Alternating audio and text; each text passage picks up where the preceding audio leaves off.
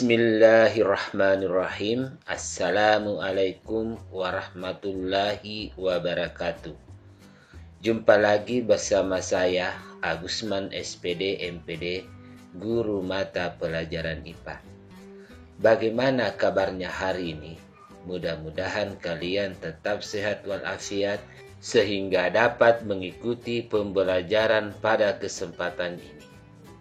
Dan saya berharap kalian tetap bersemangat mengikuti pembelajaran walaupun kalian hanya belajar di rumah, tentunya didampingi oleh keluarga tercinta. Di video kali ini kita akan membahas tentang materi genetik, yaitu DNA, kromosom, gen, dan alel. Adapun tujuan pembelajaran kita pada kesempatan ini adalah menjelaskan struktur materi genetik yang bertanggung jawab dalam pewarisan sifat. Agar kalian tidak gagal paham, budayakan menonton video sampai tuntas. Setiap sifat atau karakteristik yang ada pada setiap orang adalah warisan dari orang tua yang diwariskan melalui materi genetik. Ayah akan mewariskan materi genetiknya melalui sel sperma, sedangkan ibu akan mewariskan materi genetiknya melalui sel ovum. Materi genetik dari ayah dan ibu akan bergabung dalam proses fertilisasi. Oleh karena itu, penggabungan materi genetik inilah pada diri kita muncul karakteristik atau sifat yang mirip dengan ibu ataupun mirip dengan ayah. Ada beberapa materi genetik yang berperan di dalam pewarisan sifat. Yang pertama adalah DNA dan RNA. Yang kedua, kromosom. Yang ketiga adalah gen. Dan yang keempat adalah alel.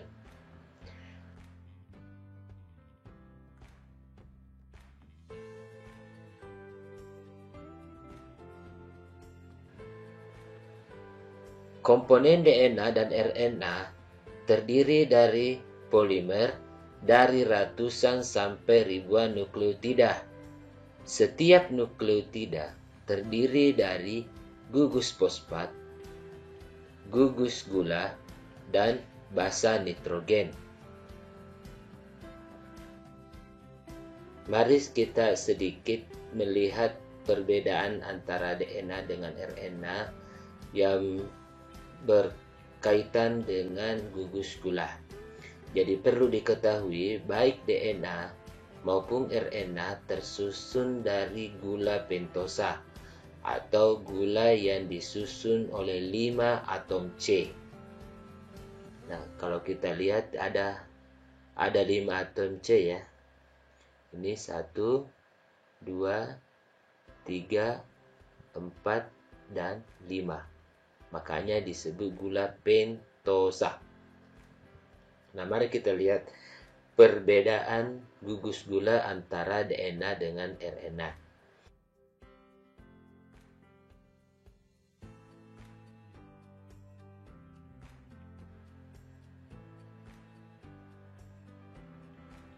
Kalau ini DNA,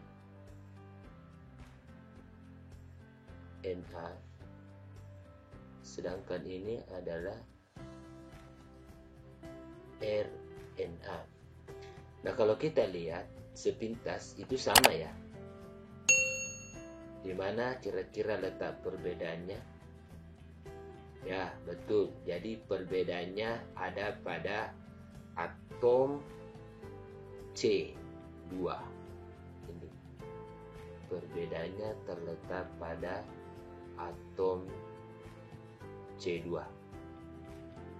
Nah, kalau kita lihat atom C nomor 2 ini pada DNA itu hanya terdiri dari H, sedangkan pada RNA terdiri dari OH. Makanya ini biasa disebut dengan deoksiribosa. Deoksiribosa. Sedangkan ini gula ribosa. Nah, mengapa dikatakan deoksiribosa? Deoksi artinya kehilangan atom O. Nah, inilah perbedaannya antara DNA dengan RNA terkait dengan gugus gula. Jadi saya ulangi kembali, kalau DNA gulanya gula pentosa, jenisnya adalah deoksiribosa. Sedangkan pada RNA gula pentosa jenisnya ribosa. Saya rasa sudah.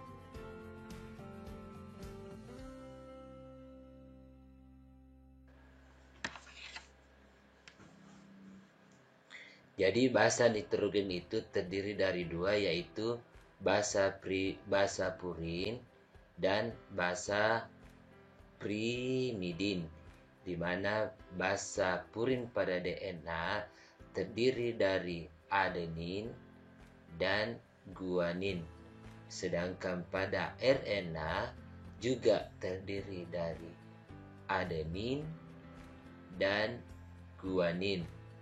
Sedangkan basa primidinnya terdiri dari, pada DNA terdiri dari sitosin, dan yang kedua adalah timin. Kemudian pada RNA terdiri dari sitosin dan urasil. Perhatikan antara basa nitrogen antara DNA dengan RNA ini, yang membedakan adalah basa primidinnya. Basa primidinnya yaitu pada DNA basa primidinnya adalah sitosin dengan timin, sedangkan pada basa primidin pada RNA terdiri dari sitosin dengan urasil. Jadi yang membedakan cuma ini. Dan ini. Itulah yang membedakan antara DNA dengan RNA terkait dengan basa nitrogen, khususnya pada basa primidinnya.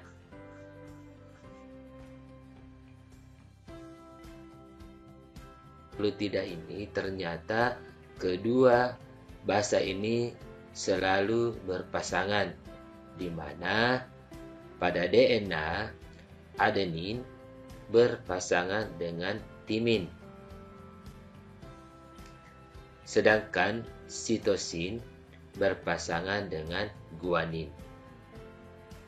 Sedangkan pada RNA adenin berpasangan dengan urasil dan sitosin berpasangan dengan guanin.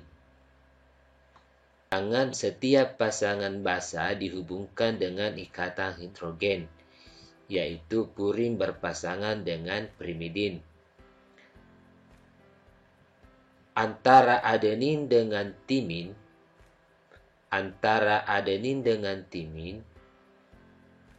diikat oleh dua ikatan hidrogen, sedangkan guanin dan sitosin itu diikat oleh 3 ikatan hidrogen.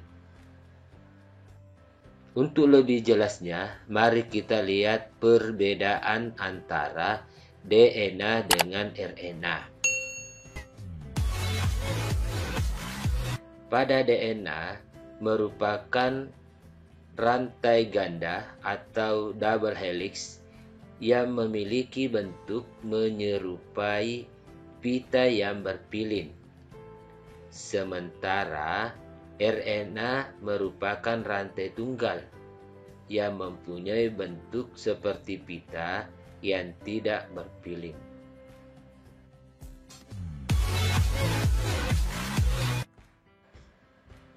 Perbedaan yang kedua adalah gula pentosa. Dalam DNA, gula pentosanya adalah deoksiribosa. Sedangkan pada RNA adalah gula pentosanya berupa gula ribosa. Perbedaan yang ketiga adalah basa pirimidin. Pada DNA, basa pirimidinnya terdiri dari sitosin dan timin. Sedangkan pada RNA, basa pirimidinnya tersusun dari sitosin dan udrasil.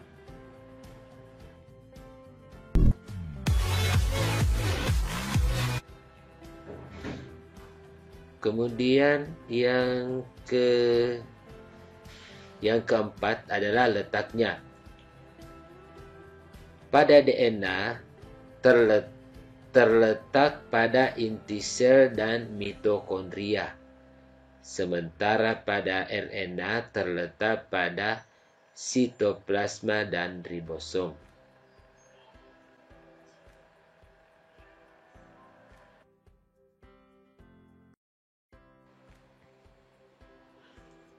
Selanjutnya kita akan membahas tentang materi genetik yang lain, yaitu kromosom.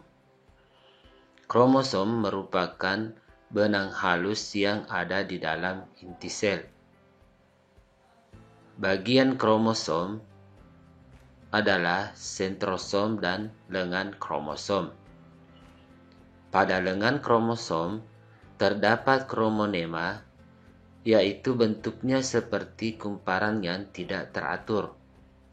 Jika kromonema tersebut diperbesar, maka terdapat bagian tertentu yang menebat. Bagian ini disebut kromomer. Dalam kromomer ini terdapat lokus. Lokus merupakan ruang yang di dalamnya terdapat gen. Komponen kromosom terdiri dari DNA dan protein histon. Jenis-jenis kromosom. Kromosom terdiri dari kromosom autosom atau sel tubuh dan gonosom atau kromosom sel kelamin. Tipe kromosom.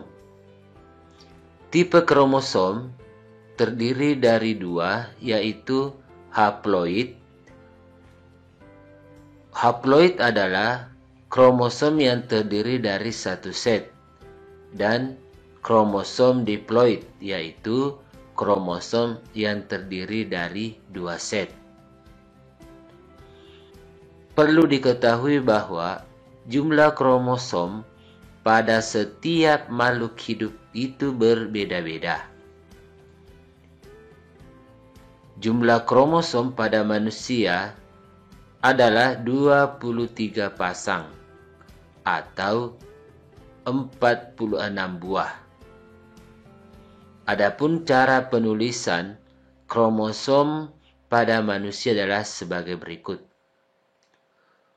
Untuk kromosom yang bersifat haploid, cara menulisnya adalah 22A tambah X atau Y untuk kromosom laki-laki, dan 22A ditambah X untuk kromosom perempuan.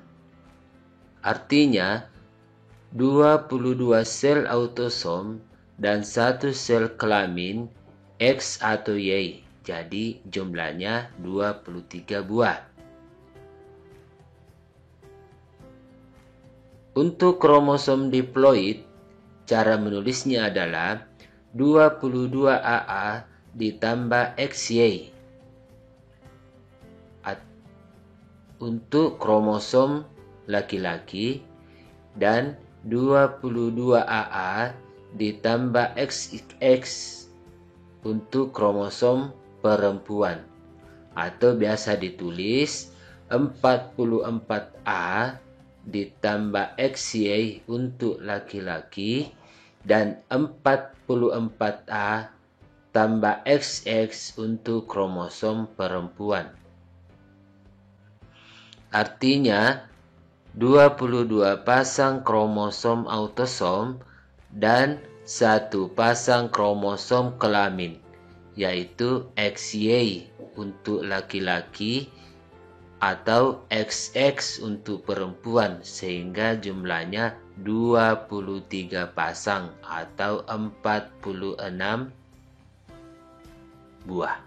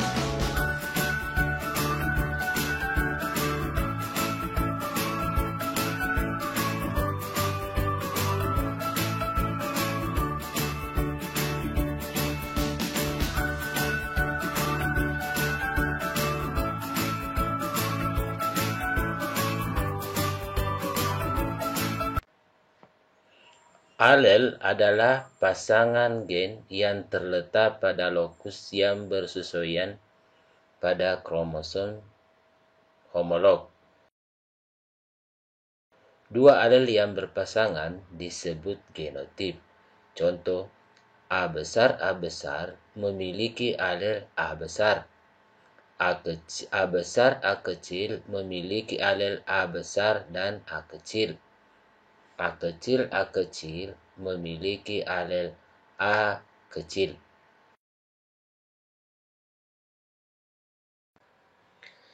Intinya adalah genotip dan alel menentukan atau mempengaruhi sifat yang sama, tetapi bisa saling mendukung ataupun saling berlawanan. Cukup sekian penjelasan tentang materi genetik. Mudah-mudahan mudah dipahami. Billahi taufiq wal hidayah. Assalamualaikum warahmatullahi wabarakatuh.